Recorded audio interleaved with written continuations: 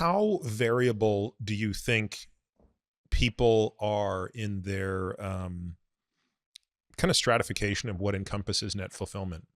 And maybe a better question is, do you think people are even understanding about and deliberate about what that means? Like that doesn't strike me as something that the average person could articulate very clearly what it is that will be their fulfillment maximizing function in terms of experiences. And also, I think I want to reiterate a point you made, which is it's not just the experience, it's when they occur. Correct. Right. So the combination of which experiences and when they occur and who they occur with. Do you get the sense that the average person can actually articulate that? I think they had the ability earlier in life, and then they get habituated out of it. So we all go into autopilot, right? Like we have this default mode network. It helps us survive. It helps us drive without thinking, oh, I got to return. You know, when you first learn to drive, like everything's happening fast. You have to deliberately think about everything you're doing. And then all of a sudden it goes into default mode network and it's easy. It happens with work, right? And you're like, I need to work to survive and I need to do this, and you're panicking, whatever. And the next thing you're in the groove and you're just constantly working, right? Constantly working. And at somewhere along the way, with the abstraction of, going to work to make money, to survive and get the things we want, we forget about the things we want. We just go to work to just make more money, to go to work to make more money. And the things we want either get pushed far ahead or forgotten about because we're on autopilot, right? It was a good thing because it makes us good at our jobs. It's like, I could do this job with my eyes closed. I could do this, and I'm getting promoted and you're getting rewarded. And there's certain things about the jobs that you like, but you're forgetting why you did this thing in the first place, right? People aren't like, I really wanted to be a plastic salesperson. I really love selling plastics, more and more plastics, and piling up numbers in a bank account.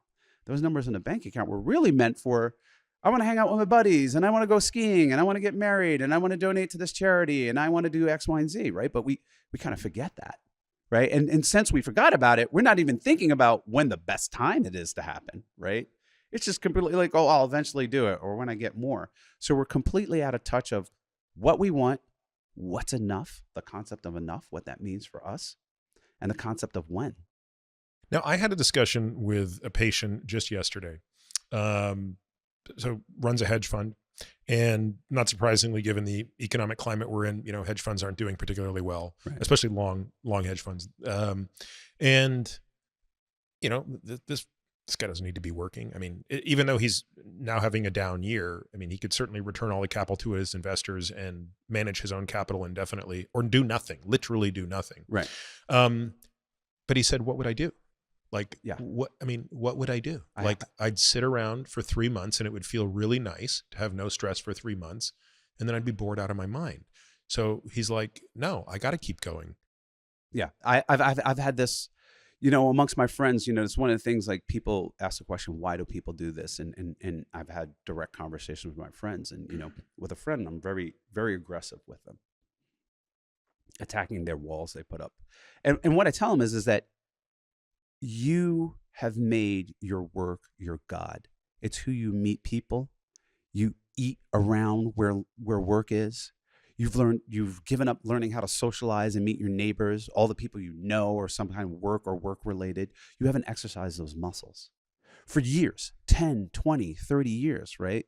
Sometimes that people have, their whole life revolves around work, and all the other muscles, and I'm using muscles as an example, have atrophied. Like, how do you socialize without a job? How do you meet people without a job? Where do I go eat without my job? Like, I eat obviously somewhere within 5 miles of this place, and people recommend all the things that get recommended, the camaraderie, everything that, when people list what they like about work, that used to happen without work, right? And they've atrophied those muscles. So when you take that away, they're like, they don't know what to do. They don't know what they want. And their dreams have left them, right? The ski trip, they haven't thought about that, or hang out with their buddies or whatever. All that stuff has left them, and they haven't worked those muscles out. And I say, listen, just let's start working on those muscles and building them up, and you'll have plenty to do, right?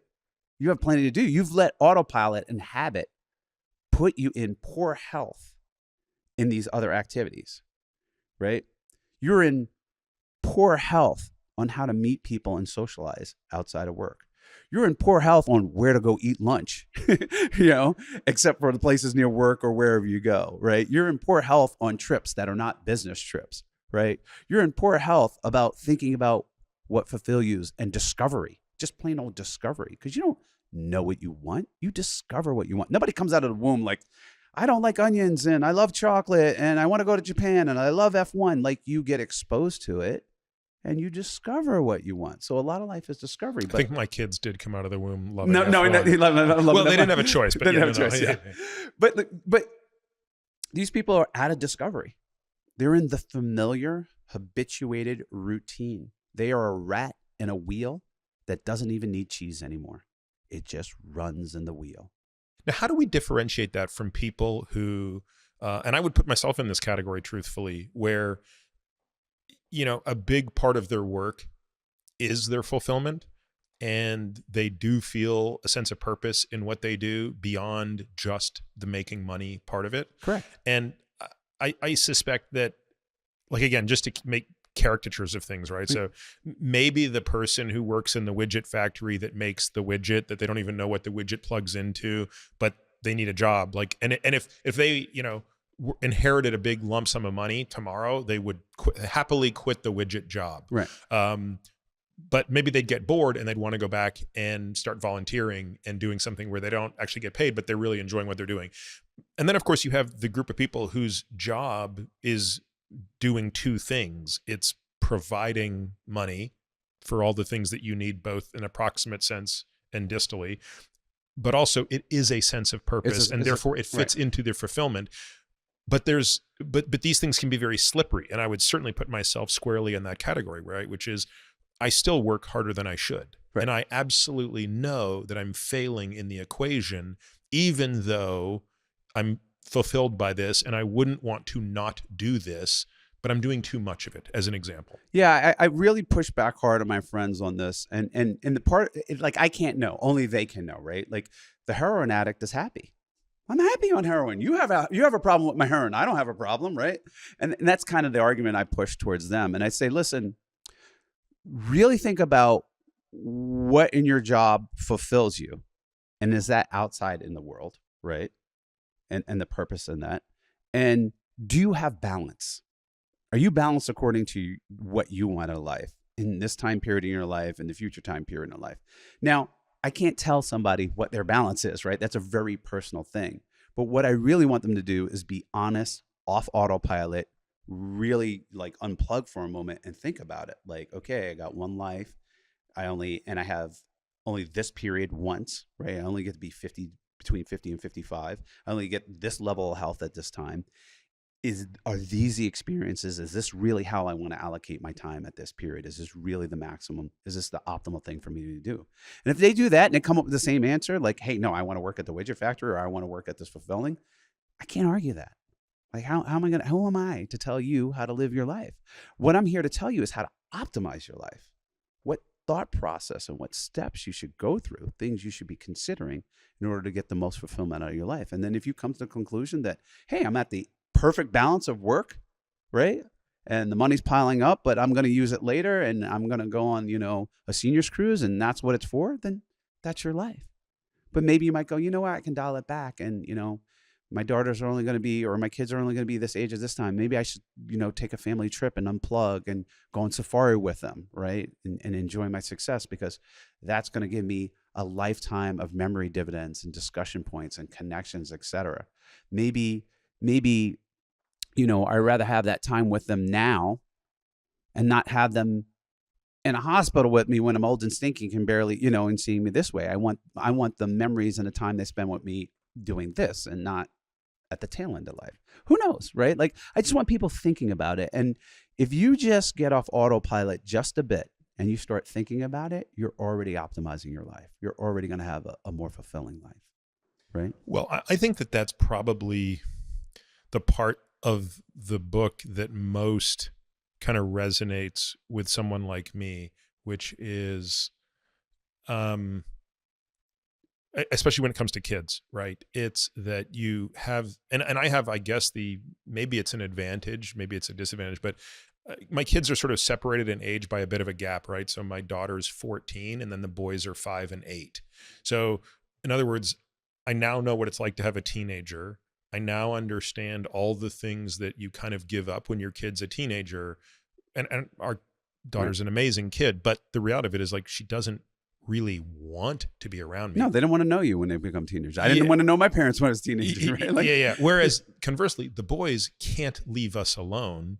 And it's tempting to sort of say, I wish they would just leave us alone. But now knowing that, oh, actually in like 6 years, you'll kill to be back in this situation. Correct. Makes it infinitely more easy to appreciate. Correct. So that's kind of one thing that I think is helpful for people to understand the seasons and this idea of seasonality. Right. Like you, I probably think back to things I didn't do for different reasons, right? So when I was in college, I mean, I couldn't have worked harder. Like I was out of my mind how hard I worked. Right. My night off, there was one night, which was Friday, when I only worked till 9 p.m. It was my break. And from 9 p.m. till 11, I needed a little bit of you, and you needed a little bit of me. I would go and do laundry after 9 p.m. on a Friday. That was my way to just take a little time off. But other than that, it was 6 hours a day of work outside of class. And I think of all the things I didn't do in college. So first of all, my only memories of college are pure misery. I hated every minute of college. I didn't have the college experience. Yeah. Now, I could say, well, a lot of good came out of that because I did really well and did well. That set me up for the next thing and the next thing and the next thing.